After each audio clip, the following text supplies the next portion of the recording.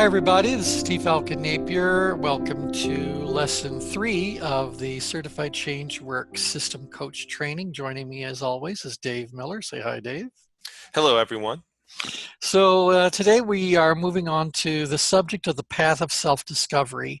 The path of self-discovery is a structured questioning technique that we developed years and years ago, and it's called the path of self-discovery for a reason. We genuinely believe that if we can help someone to sequence their thinking in a somewhat structured way, they're able to discover the wisdom within. So the belief is that for the most part, most people, most of the time, under most circumstances, already have everything that they need to explore a situation going in their life, to get some clarity around it, to understand some options, to make good choices, to go forward on those choices. Of course, they do occasionally need the help of someone like us, or they may certainly benefit from the help of someone like us, but the belief going into it is that if we can help someone to organize their thinking, they can go a very long way in getting to whatever the outcome is that they desired. So we like to call this the path of self-discovery. It's helping someone to discover the wisdom within. Now, the path of self-discovery uses these cute little footprints as our little reference. So we want people to remember we're on a path, we're walking, in fact, we sometimes say that we're helping our clients walk the path or on the path walk. And so there's a few things to know about the path. So let's look at each of the different steps of the path, and then we're going to play with them a little bit. Now, the path of self-discovery involves 6 different steps. The steps each have a color associated with them, and there's some things we can tell you about each color to help you remember a little bit more about what those steps are all about. But you'll notice that there is a step on top, detached guidance, and it is the step that actually represents you as the coach, you as the human development professional. The other 5 steps of the path are the steps that the client is going to take. And so those steps, again, have a color associated with them, and we'll talk about that to help you know a little bit more about what each of these steps is really hoping to accomplish. So notice there are words underneath each of the footprints. So the blue step, which represents all of you, is about detached guidance, and then the steps underneath there are the steps we actually want the client to take in this order. So current situation, desired situation, obstacles, solutions, and then looking at their feelings and intuition. So let's go into a little bit of a deeper dive and see what we can learn about each of these steps. Now, again, the step that represents you, the blue step, it's blue for a reason, and each of these colors has something to do with nature to kind of help you better connect with what the intention is of each of these steps. So in nature, blue is the color of the sky, and we want all of you to think of yourselves as kind of like being a bird. And you're flying around in the sky, and you can look down on Earth, and you can see where everybody is and what's going on, but you're detached. And so when it comes to working with your client, this step and the color of the step is here to remind you that for you to be able to do the best job of assisting your client as they walk along their path of self-discovery, it is for you to remain detached. So you're observing it, you can gently influence, so like a little bird can kind of direct your attention here or there, but the client is walking their path. You are not walking the path with them. You are above their path, again, watching them, observing what's going on, gently guiding them so that they will remain on path and walk that path nice and efficiently. So that detachment is what it's all about. So we talked about a little bit earlier in the training about being in the world but not of it. So you are in the world of the client that you're working with, but it is their world, and you really are there to just support them as best you can. So just stay detached is what this is really all about. Stay objective so that you can best assist them. Now, the first step that we ask the client to take is the white step. The white step is all about the current situation. And in nature, white is a color that's associated with snow.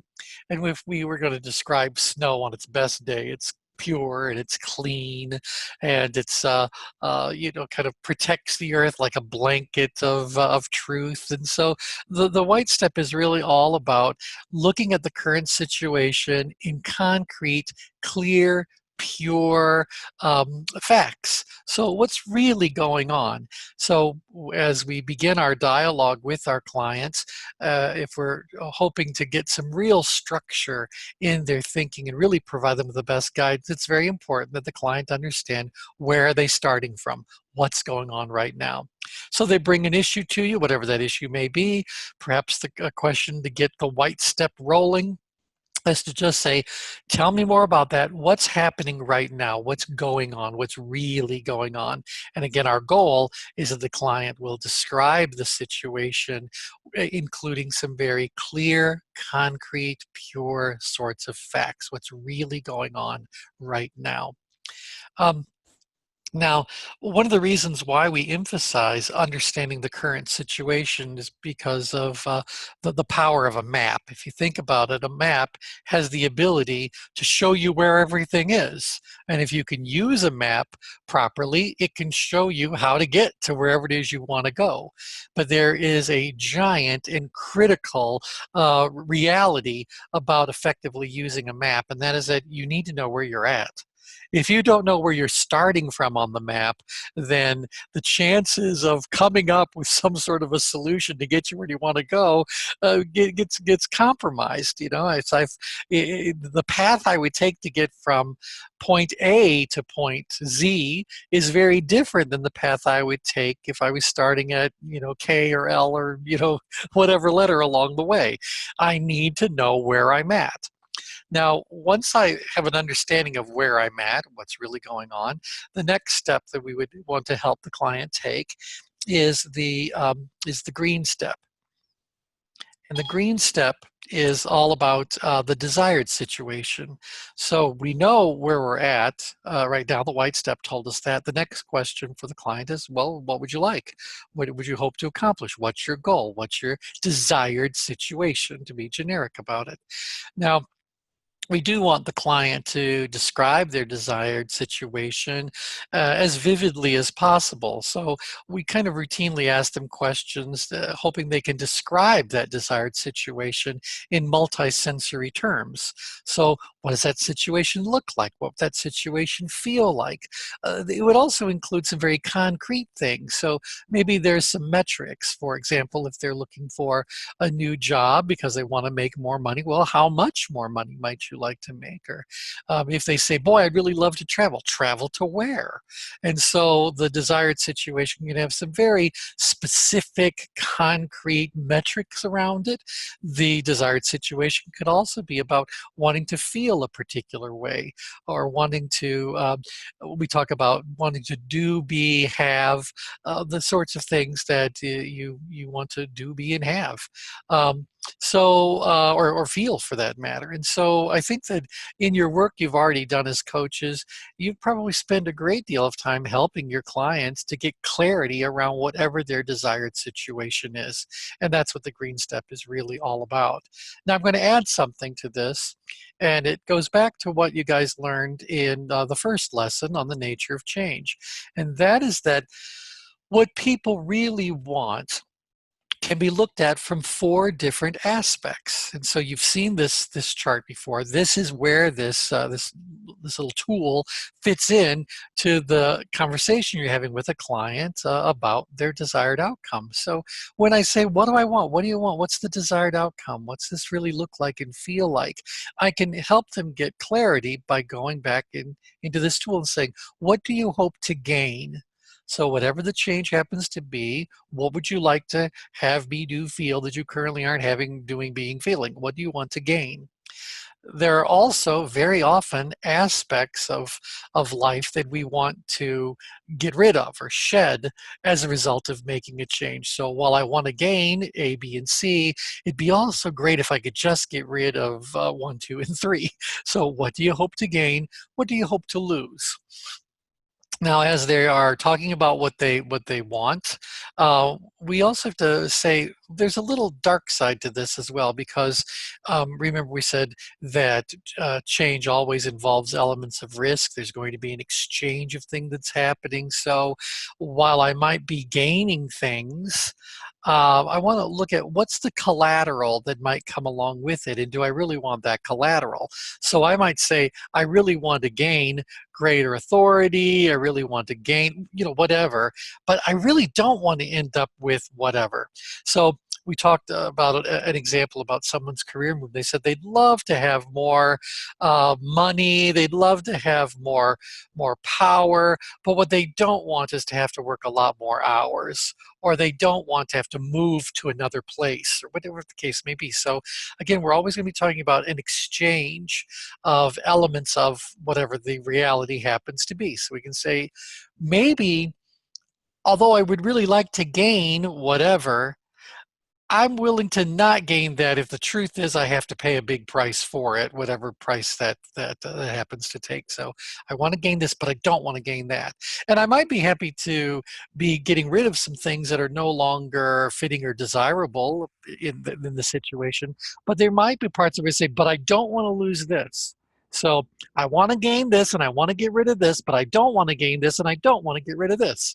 So this whole idea about fleshing out that desired situation can be very easily accomplished if we ask the client to not only share organically what they'd like to gain, etc., but use this tool, fit this in to see where that might help them to get even greater detail.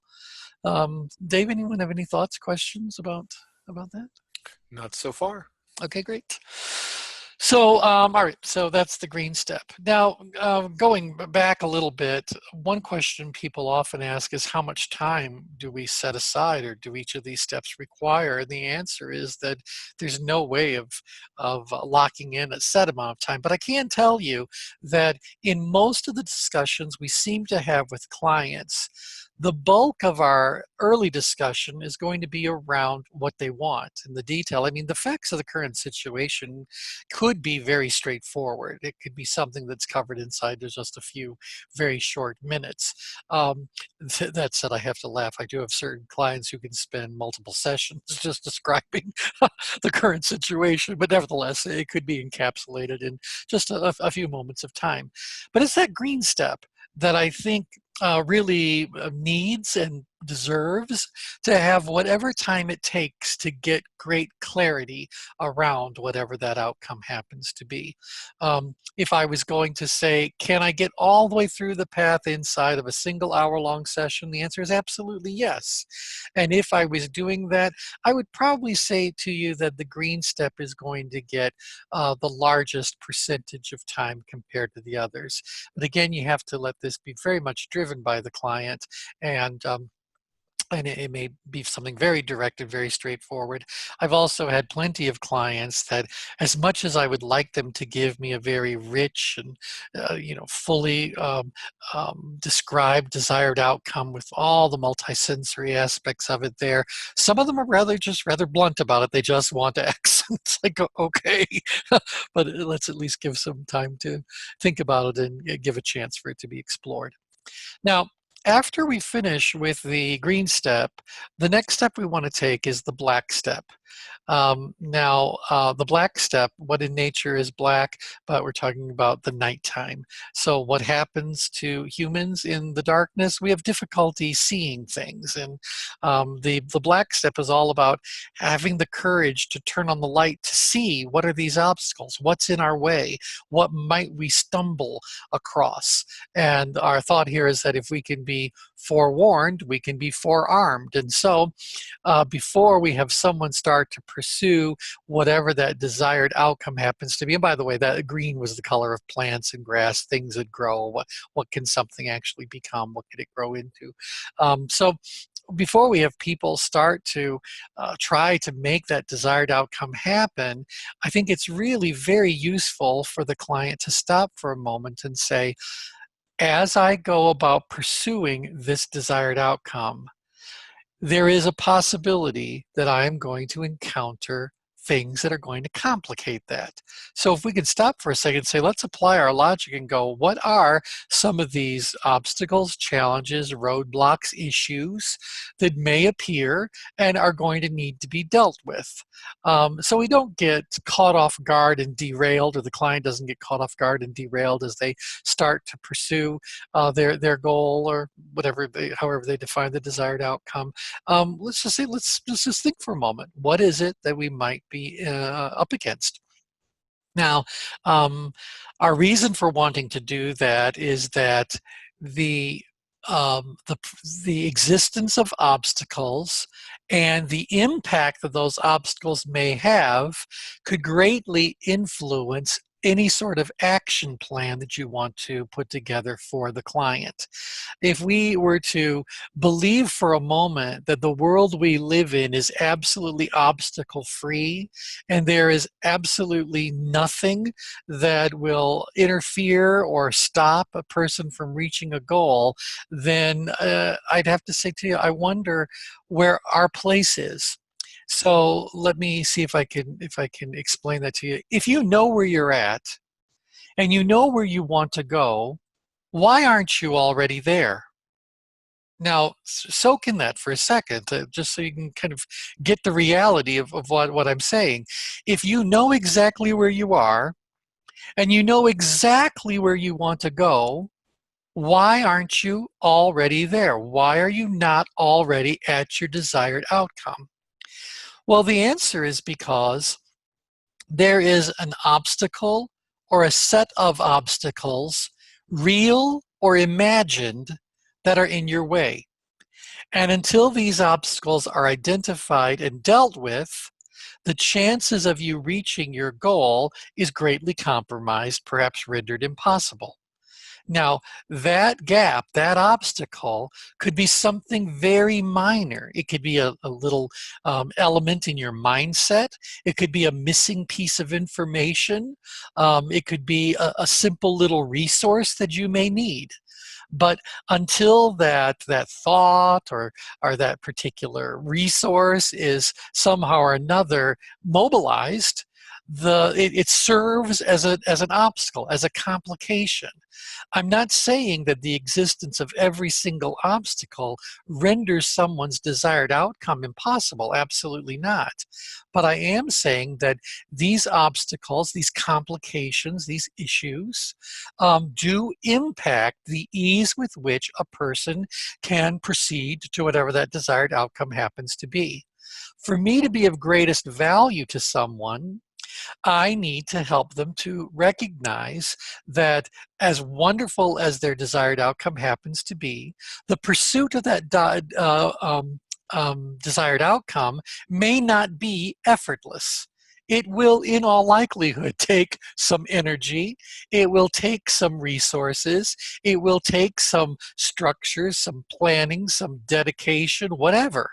And if we can't identify what those elements are going to be, and we can't figure out a way to help them get those elements readily available to them, then their progress is going to be impeded. So I hope that this really makes sense to you and fits in. When people ask me what I do for a living, I have often said to them, I help people to identify and eliminate the obstacles that stand between where they are and where they want to go. I'll say that again. I help people to identify and eliminate the obstacles that stand between where they are and where they want to go. And I say that because I genuinely believe that nobody needs my help to take them from where they are to where they want to go, if the truth is there is absolutely nothing standing in their way. Now, that said, I can tell you that many, many, many times, and no doubt this has been your experience as well, we are working with clients who, from a practical, concrete way of looking at things, they have everything necessary. They've got everything. They've got all the resources. They've got everything they need to go from wherever they are to wherever it is they want to go. But there is some obstacle in their mind, whether it is a belief, whether it is finding the true essential motivation necessary to move forward, whether it is just a little drop of fear. So I mentioned obstacles of the mind. That may be the only thing that's in their way. But nevertheless, the fact that that obstacle exists is where our value comes into play. So I hope you guys can kind of understand and respect the power of the black step. I'm harping on this a little bit because there are a great many questioning techniques that people learn in all different disciplines that ignore, if not blatantly protest against, even the mention of an obstacle, or they frame it as being some negative way of looking at life, and that that's somehow going to be inherently damaging to this person moving forward. Well, I live in a real world, and in a real world, there are always issues, obstacles, some are big and some are little, but they're there. And I don't need to avoid them. I don't need to fear them. I need to say they're part of this whole puzzle. If anything, they may be the things that make it interesting, that are going to give me an even greater sense of accomplishment when I do reach my desired outcome. So hopefully you all can understand what it is that I've mapped out. You can embrace it. You can see evidence of what I'm saying in the work that you're doing. So I'll go back to Dave. Dave, anyone have any comments or stories they'd like to share? Anything they might like to throw in? I'm not seeing anything yet, but I I just want to make a comment that I think there are coaches out there that struggle with this step because they perceive it as being negative. I don't know if you want to speak to that. Yeah, in fact, when I've often taught this program to executives inside of corporate settings. And I have said to them that there is a very big difference between logical negative assessment and being negative. So logical negative assessment is an exercise in emotional detachment. You're basically looking at a situation from a purely practical perspective, and you're simply saying like, all right, I get it. I want to go from where I am right now to wherever it is I want to go. What is it that I may encounter along the way that if I give some thought to, I can actually build a path that bypasses those issues or directly deals with those sorts of issues. And when we do this as a big live classroom sort of setting, one of the things that we've done to physically demonstrate this is to take whatever the training room, conference room, whatever happens to be, and we will put someone at point A, and we will tell them they need to get over there to whatever point B happens to be, and we'll put things in their path. And the things that are in their path are like cardboard boxes, or there's a chair, whatever we could use as a little bit of an obstacle. And we tell them, all right, we want you to get to point B. And we really say nothing else. And we watch them as they naturally navigate around whatever these obstacles happen to be. And sometimes, like in the case of the chair, they just step on top of the chair and then step on to the other side. They just kind of like go right through it. They go, and at the end of it, I say to them, isn't that interesting that you were just given a real world situation that had obstacles in its way, and it didn't derail you, it didn't stop you. You immediately factored in the information you saw in front of you, and you created an efficient path around it. Now, to give them an idea about how to do this the way that we usually do this with guidance, I say, all right, we're going to do it again. So we rearrange the box, we rearrange the chair, whatever obstacles we had available to them. And we say, all right, now put on this blindfold.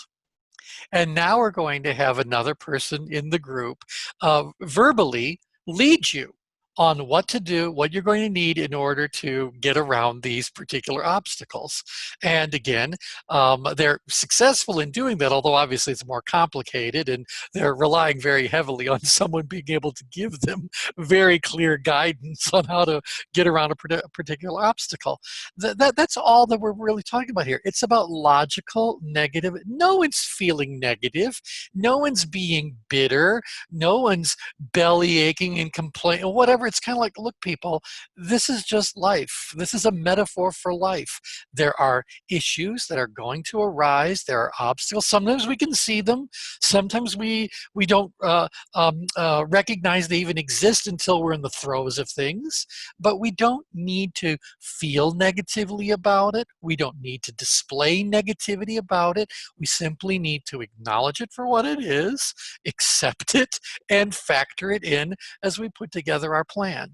The biggest problem of all is when we say to the person, again, going back to my little classroom example, put on this obstacle, or rather, put on this blindfold and get to point B, and no one's going to provide you with any guidance. You don't get to see them. You don't know what's in front of you. You don't know where it is. But you're just going to go marching directly to point B. So is that actually useful to someone? Doesn't that expose them to great danger if this step is not taken? And so that's why we come in and say, it's not about negativity. It's about logical assessment. And sometimes as we're assessing something logically, we see lots of very positive aspects to it. And by the way, we kind of did that during the green step. We talked about what we really want. We're doing more logical positive assessment in the top two quadrants for that aspects of control tool. And when we said, well, what do you not want to gain and not want you to lose? We're starting that little thought process around logical negative assessment. What don't I want to gain? What don't I want to lose? And now that we're in the black step, we're talking about other obstacles. Like say, for example, you've got someone who wants to get a big promotion at whatever their company is, and come to find out that the role they really want requires education they don't have. Maybe it requires that they have an MBA. Maybe it requires that they've completed a certain licensing program before they can do that. This doesn't need to derail anybody emotionally. It just needs to say to them, all right, well, that's an obstacle and you're going to need to address it. So hopefully that helps. Do you think that helps, Dave? Anyone have any feedback, comments about that? Yeah, there is John has a question. He says, what if a client does get kind of emotional or gets really stuck in the obstacles and Yeah. wallows in them? Right. Well, it certainly won't be the first time or the last time that all of us have had to deal with such situations. And we're going to apply all the rest of the skills we have to help them to think for a moment, process with them. What is this feeling all about? Where is this feeling really coming from? And usually, it's going to point to one of the four categories of obstacles I'm about to go into. So we'll do that. But what I'd like to say is that I have certainly had clients whose obstacles and their emotional connection to those obstacles, fears, etc., I felt were beyond the scope of the nature of the relationship that I was having with them. So I'm always here to kind of go, if this is just that they don't understand something or they're missing a resource, if I can help them to understand it, if I can help them get that resource, really, really great. But if the truth is they have some sort of organic underlying pathological, fear or whatever the negative emotion may be, well, fine. We might need to connect them with another provider. But nevertheless, for the sake of this illustration, that's an obstacle. And that obstacle is going to impact the person's ability to get to whatever their desired outcome happens to be. And again, we just want to be able to say, I am very comfortable applying logical negative assessment as a very powerful way to help my client get to their desired outcome as efficiently, effectively, practically as possible. See, Yeah. maybe you're going to talk about this later, but Because I know in a lot of coaches, their approach is really not to include this step. So they'll talk about current situation. They'll say, "What do you want?" And then they'll say, "All right, let's get there." Are you going to Yep. talk about what happens when you ignore this step? Yeah, absolutely. But since you've brought it up here, I just want people to imagine for a second if all we did was said, "This is where we're at. This is where we want to go. How are we going to get there?" And we immediately put together that plan, and we get our client to commit to that plan, and we got them all excited, and off they go. And then the client starts to bump into the obstacles that are there. And at that point in time, what does that client now feel about their own abilities to get to desired outcome? And if we take it a little bit further, what do they feel about the effectiveness of the work that they did with us? And so I genuinely believe that we are doing clients a disservice, and we are compromising the perceived value that people get from our services if we fail to take this step. And so while this method may be different than others, I'm okay with that, by the way. There's no reason for people to keep taking the same approach over and over and over again. I would hope that people can say, you know what, while it's good to help a client avoid negativity, somehow or another supporting a client in avoiding logical negative assessment is a disservice. So Okay, thoughts good about to that? Does that fit for people? I mean, we got a lot of coaches on the call. If anyone's wants right. to, It's a great distinction, and kind of what I'm hearing you say. Whether you bring it up or not, they're going to appear sometime. right? Yeah, I So mean, yeah, we live. you might as well head it off at the pass, right? Right, we live in a real world. There are obstacles. Sometimes the obstacles are obvious to everybody, and sometimes they're pretty subtle. And again, sometimes they're in the reality of the world, and sometimes they're just in people's minds. Hmm. But they're going to come up. And when they do come up, I would hate to think that my client is ill-equipped, caught off guard, whatever. It's not going to make them happy, and it's not going to help them be happy with me. Regina's raising her hand. Regina, you go right ahead and unmute yourself, and feel free to share. Yeah, I have a question. I want to share how I handled the situation with my clients. And I was one of the coaches who avoided this obstacle step for a long time. Before I got involved with ChangeWorks, I took off on step one and then ran into all these obstacles at some point. So after I learned about the path, it was still a little difficult to use it with the client. And what has helped me, and that's part of what I'm sharing and part of the question, if what you all think about it, what has helped me is that I explained to the client what I'm doing, that we're talking about the current situation, then the desired, and we're going to talk about the obstacle, because at one point we're going to run into them. So we do want to know now what we're dealing with. Excellent. And again, I think that's doing a good service to someone. I'd like to know that when I finish a discussion with a client, that they have a very strong likelihood of being able to report a positive outcome the next time we interact. I would hate to think the next time they interact, they say, well, I started on it, but then I bumped into this and I came up with this issue until I stopped. So, we can come up with many, many examples of this, but hopefully people can make some room for it. And I get it. It may be different than what you're currently doing, but I do believe it's a very powerful enhancement to the questioning techniques that you may be using up to now. Now, let me give you a little bit more detail around this black step. We do a program, it's a program obviously based on tension management, but this is one that we generally apply specifically in corporate settings where people need to assign tasks to other employees. So maybe this is a management skill, maybe this is a leadership skill, but we say, sometimes when tasks get assigned to people, they struggle with that task. Sometimes they fail when they're doing that task. So is there some sort of an indicator that we could use to understand ahead of time whether or not this particular employee is likely to struggle or likely to succeed or likely to fail, whatever the case may be? So I'm going to show this to you now, but I want you to think of it, instead of us assigning things to people, this also plays out when a client chooses to assign something to themselves. So the client is choosing the goal. The client will ultimately choose whatever the strategy is. So they're choosing all this.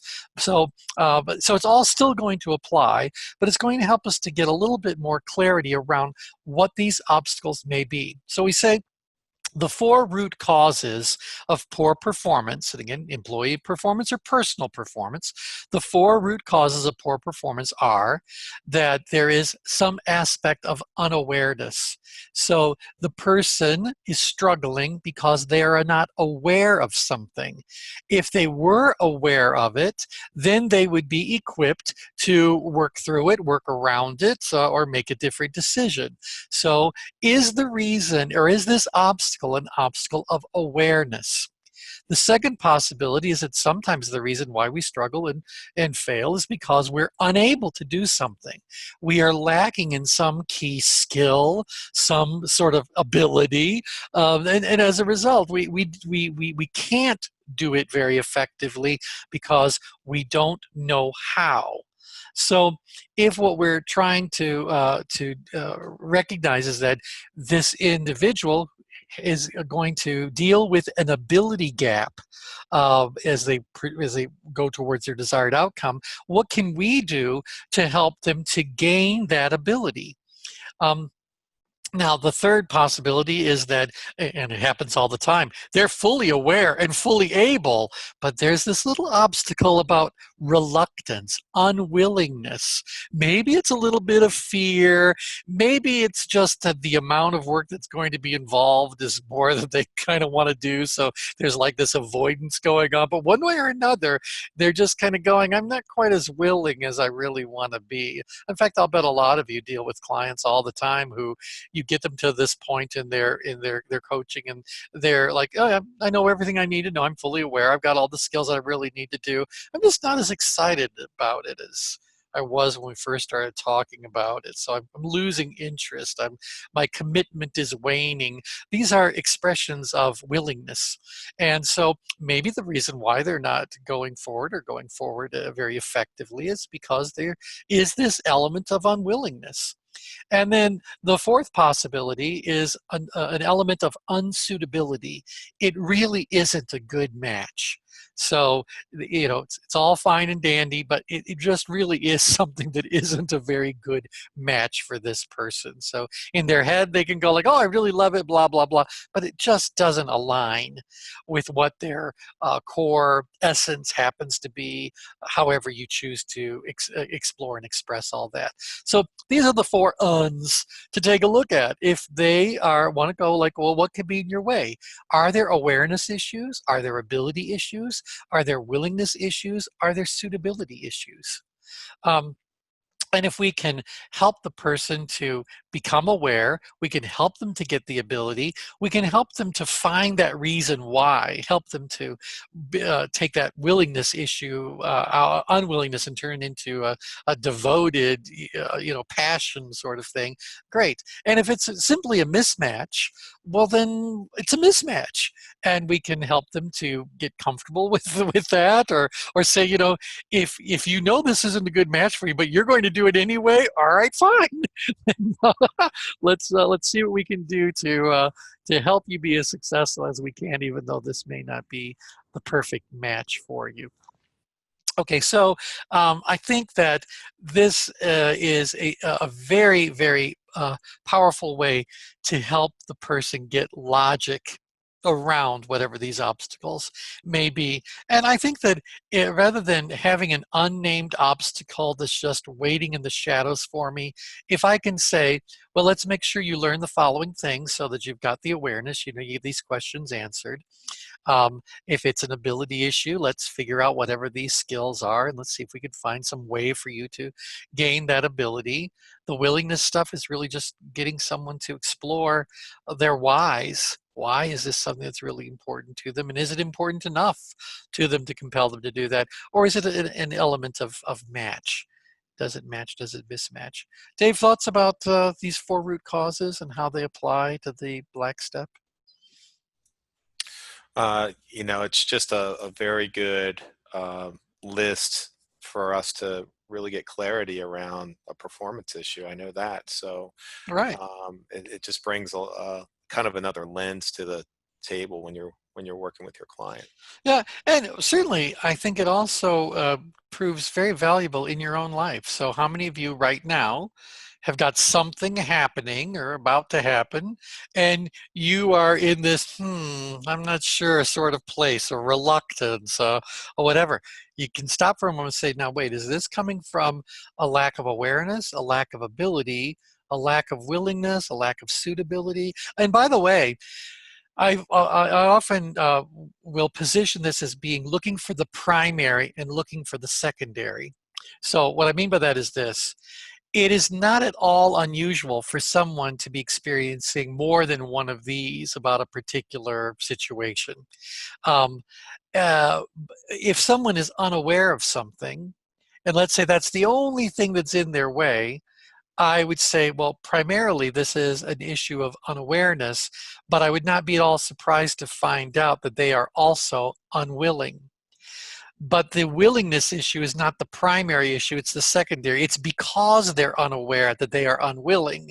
If I took care of the awareness issue, willingness may suddenly be just fine. Similarly, maybe there is a primary inability or an ability issue, and if I'm unable to do something, it should be no surprise that I'm also a little bit reluctant. I'm a little hesitant. I'm a little unwilling to give it a try because I go like, I'm going to screw it up. It's just not going to turn out well. And so, but the willingness is not the primary problem. It is, the primary problem is that I'm unable to do it. If you give me the ability, my willingness may suddenly be just fine. Looking at unsuitability, if it really isn't a good match for me, let us not be surprised that I am also unwilling to do it. But if I move someone to something suitable, or if I find a way to make the task that seems unsuitable suitable, maybe the willingness issue will take care of itself. But there are plenty of times where people are in a situation fully aware, fully able, and they are suitable, but they are hesitant to do it. They are reluctant to do it. They are blatantly, perhaps, unwilling to do whatever it is that needs to be done. So willingness can be a primary issue, but I think a great deal of the time that we encounter these elements of unwillingness, there is an underlying awareness, ability, or suitability question or issue that needs to be dealt with. Okay, thoughts about that? No. Okay, Regina has her hand up. Go ahead, Regina. Yeah, just a quick question. What you just said. If somebody is fully aware, fully able, and suitable, and there is still this piece of unwillingness there, or hesitance, I would take that as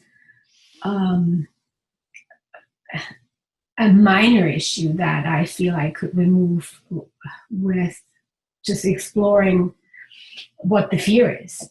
Is it fear of failure or something like that? Or could it be something much, much bigger, much deeper? Yeah, exactly. It could also be something that's even circumstantial. So let me give you guys an example of this in your own world. We all have homes.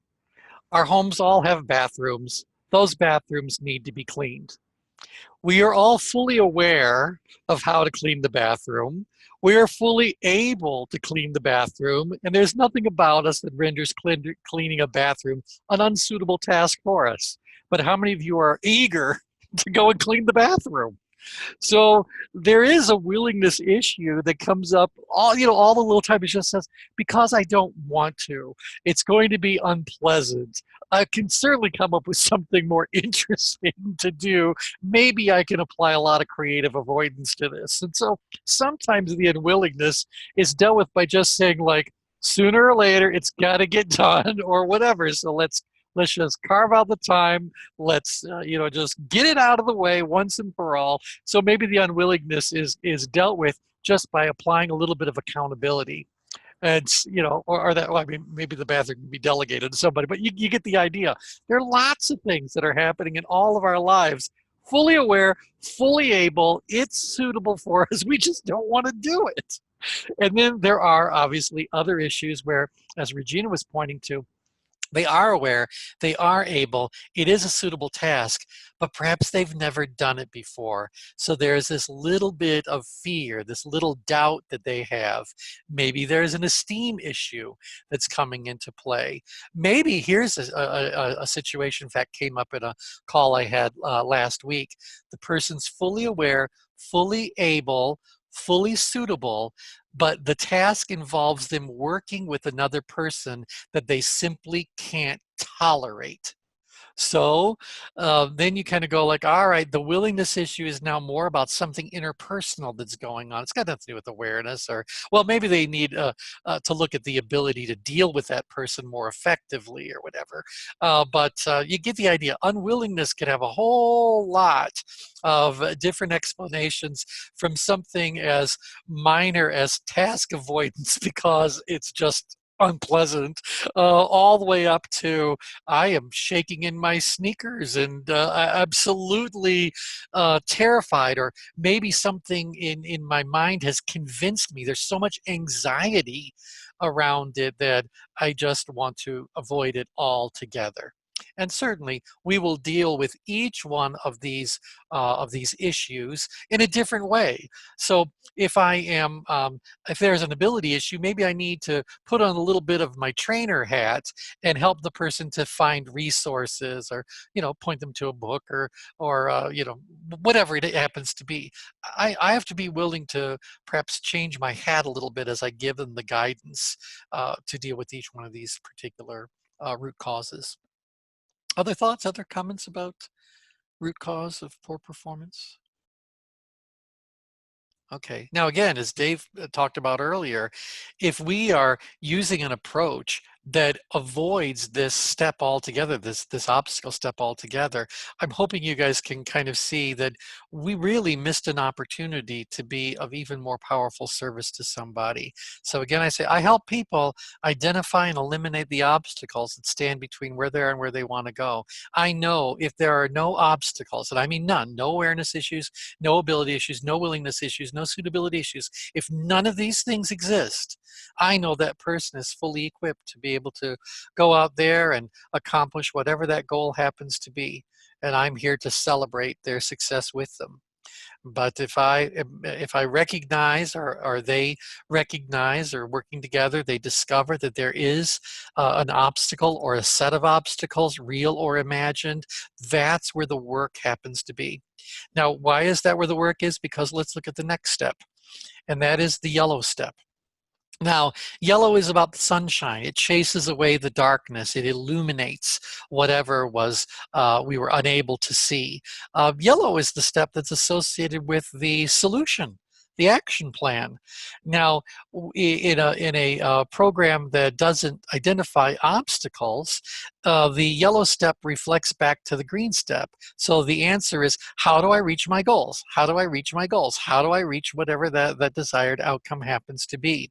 In our particular case, we can certainly do elements of that, but we're also going to say, what is it that we need to do? What is our solution to avoid or eliminate the obstacles so that we can reach the goal? So if you watch my little pointer for a second, or I'm looking at the yellow. So what is my strategy going to be to be able to overcome these obstacles so the person can reach their goal based on where they're starting from. So we just work our way backwards. They all kind of build on each other.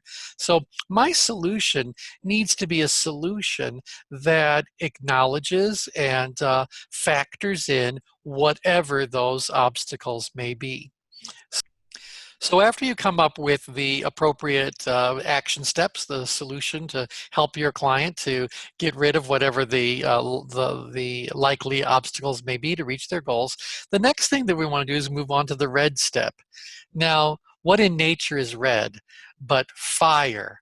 And so this is about the passion, the emotion, the drive that someone has. And it's during the red step that what we're actually asking the client is about their level of commitment or the level of importance they attach to whatever that strategy is that was put together. So this action plan. So red is about all the internal processes. So what are your thoughts? What are your feelings? What are your instincts? What are your intuitions?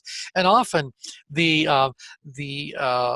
red step takes the form of a prediction. We might say to our client, okay then, well, you know, we've talked about where you're at and where you want to go, and we've talked about some of the obstacles you might encounter. We've put together an action plan to help you to take all that. What do you predict will happen if you fully implement your action plan? So what do you think it's going to look like and feel like to have all this sort of done? So you can, this is the place where we want to get the person to make some sort of emotional, spiritual, psychic connection to whatever it is they came up with as far as their solution goes. We want them to invest in it, commit to it, be strongly believing in it, passionate around it, etc. All those wonderful things are happening. So if we look again at the path, we are going, what's your current situation? Where are you at right now? What's your desired situation? Why is that important to you? What do you want? What does it look like, etc.? What are some of these obstacles, real or imagined, that might be encountered or you're very likely to encounter?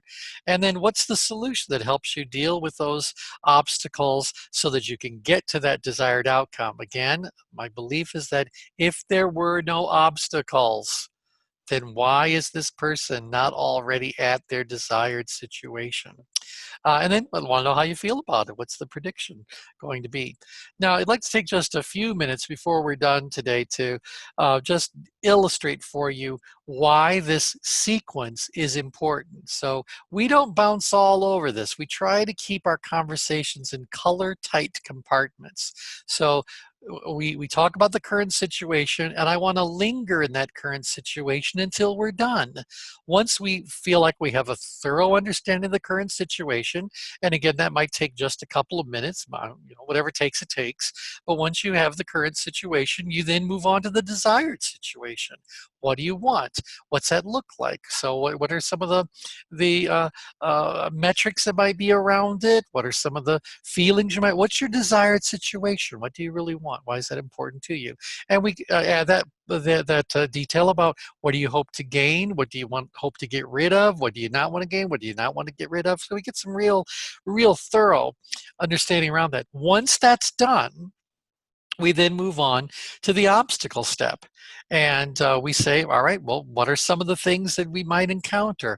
And actually, let's also think about the fact that before the client came to you to talk about this issue, there is a strong likelihood that they had already thought about it, maybe already tried some things. So the obstacles might be, what have you already learned about reaching the desired outcome? What have you already encountered as being a stumbling block? What have you already tried that didn't work effectively, or what stopped you from proceeding, whatever. So there's probably a lot of good obstacles that come out of evidence from their prior attempts to do that. So after we've identified the obstacles, and do be careful, again, our goal is not to come up with an exhaustive list of every single obstacle that could possibly rear its ugly head, that starts to step into the realm of paranoia. We're not trying to do that. We're just saying that let's just take a moment and just think, what is it that might interfere with us getting there, and try to keep it a little bit on the light side. So, and if you want to do as a checklist, what sorts of things do you need to understand? So we're talking about awareness. What sorts of abilities do you need to have? What kind of skills or experience might you need to include? What about willingness? What hesitations might you have around it? So we've got a way of using that those 4 root causes as a bit of a conversational checklist too. But once we have that, we then go, all right, we now understand what we're getting ourselves into. We know what we want. Now we know what we're getting ourselves into. What is the solution? What's the workload that's in front of you in order to get to your desired outcome? And then finally, how do you feel? So we want to leave these things in nice color-tight compartments. So here's my little exercise for you, and that is about activity extraction. What I want you to do, and one of the application exercises is going to be to think about a situation in your own life. And what you're going to be asked to do is to take each one of these steps in your own thoughts, or working with a friend or a colleague around this. You want to know, what is my current situation? Now, as you start to describe the current situation, you may start to hear certain activities come up that you might want to look at on the change grid we talked about in the last lesson. In the next lesson, we'll be talking about how the change grid is actually used as this tool of exploration. So some of the activities that might come up as you go through the current situation are current tasks, responsibilities, relationships, line item workload. What is it that's on your plate right now?